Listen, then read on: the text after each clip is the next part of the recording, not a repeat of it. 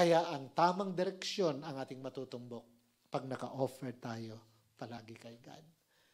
I suggest, paggising sa umaga, i-offer kaagad natin ang ating katawan buong buhay sa Panginoon.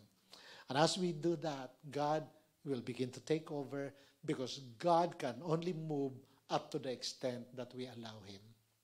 Palagi kong sinishare yun. God is a gentle God. He will not force Himself na pakialaman tayo. Bakit? In-entrust niya sa atin ang buhay na ito. Pero, ang isang buhay na naka-offer kay God, si God ay mag-move. Pag sinabi natin, Lord, I offer my body to you.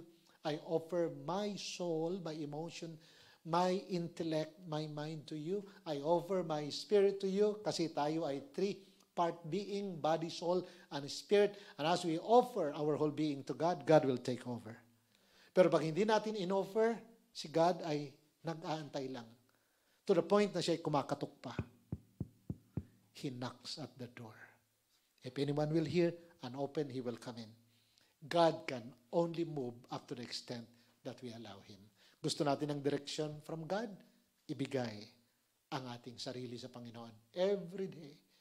At dahan-dahan si Lord ang mag-guide sa atin, mag-lead sa atin. At makikita na lang natin na ang life natin nasa right direction by God's grace. Katulad ni Mary, katulad ni Joseph.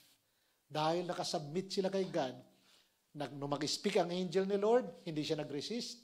Si Mary, ang sabi niya, be it unto me according to your word. Bakit? Nakasubmit kay God eh.